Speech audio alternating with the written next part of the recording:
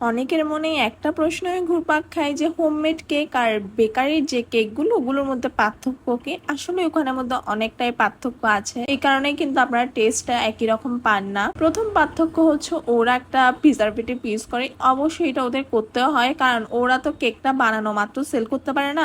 আমরা যারা homemade cake sale করি আমরা কিন্তু অর্ডার আসার পরে কেকটা বানাই, কিন্তু যারা বেকারিতে কেক সেল করে ওরা শোতে অনেকগুলোই কেক তোলে।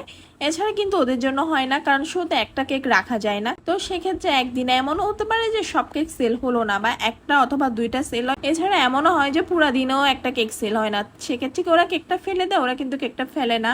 এখন তো অনেক আইন করেছে যার কারণে একটা এক্সপায়ার ডেট দেয় ঠিক, কিন্তু আমি যেটা বুঝতে পারি এক্সপায়ার ডেট যখন চলে যায় ওরা ওই কেকটা আবার ওদের যে গোডাউন ওখানে নিয়ে যায়, এরপর ওখান থেকে আবার ডেট চেঞ্জ করে আনে, এবং হচ্ছে ডিজাইনটা ওইটাও অনেক সময় ওরা চেঞ্জ করে ফেলে, দেন আবার ওই কেকটা শোতে রাখে। তো ওই একটা কেক যদি এমনি নর্মাল ভাবে 3 দিন রাখে সেক্ষেত্রে ওদের কাছে অবশ্যই ওখানের মধ্যে প্রিজারভেটিভ ইউজ করতে হয়, তা না হলে হয় না। এছাড়া ওরা যে প্রিমিক্সটা ইউজ করে কেকের মধ্যে, কেকের প্রিমিক্সের টেস্ট আর হচ্ছে আমরা যারা প্রিমিক্স ছাড়া কেক বানাই ওইটার টেস্ট কিন্তু আলাদা। অনেক হোম বেকারসরাই আছে কিন্তু প্রিমিক্স ইউজ করে, সেক্ষেত্রে আমি বলবো না যে সবাই একই রকম। এমনও হয় অনেক হোম বেকারসদের কেক অনেক টেস্ট হয়, আবার অনেক হোম বেকারসদের কেক কিন্তু একদম টেস্টই হয় না।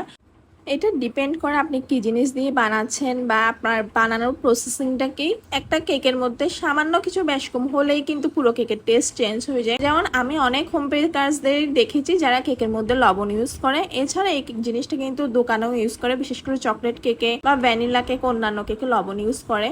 কিন্তু আমার কাছে পার্সোনালি লবণটা একদমই ভালো লাগে না, সেটা যেখানেরই হোক, সেটা হোম বেকিংই হোক বা বেকারসে কেক হোক, আমার কাছে লবণ দেওয়াটাই ভালো লাগে না। আমি আমার কেকে এই কারণে লবণ ইউজ করি না। তো যারা লবণ দিয়ে কেকটা খেতে অভ্যস্ত ওরা একরকম টেস্ট পাবে, আর যারা লবণ ছাড়া খায়, যেমন আমার কেকটা যারা টেস্ট করে, আমি যদি কেকের মধ্যে লবণ দিই সেটা ওরা এমনিই বুঝতে পারবে, কারণ ওরা যেহেতু আমার কেকটা একই রকম ভাবেই খেতে অভ্যস্ত। তো ওইটা ওরা খুব ইজি ভাবেই বুঝতে পারবে যে কেকের মধ্যে লবণ দেওয়া হয়েছে, এবং ওইটা খুব ভালোভাবে মুখে লাগে আমার কাছে মনে হয় আর কি। এছাড়া হচ্ছে অনেকেই ভ্যানিলা এসেন্স ইউজ করে, অনেকে না বেশিরভাগই ইউজ করে ভ্যানিলা এসেন্স, কিন্তু আমি ভ্যানিলা এসেন্স ইউজ করি না। আমি ইউজ করি মিল্ক এসেন্স, যেটা বর্তমানে চট্টগ্রামে পাওয়া গেলেও খুব একটা পাওয়া যায় না। মানে আমি যেটা ইউজ করি সেটা আমি এখনো পাইনি, সেটা আমি ঢাকা থেকে আনাই আমার এসেন্সটা। তো সেটাতে আমি অভ্যস্ত এবং আমার কাস্টমাররা অভ্যস্ত, কারণ আমার নিজের কাছে যেহেতু ভ্যানিলা এসেন্সের ফ্লেভারটা ভালো লাগে না, আমি চিন্তা করি তার মানে এটা আমার কাস্টমারদের কাছেও ভালো লাগবে না।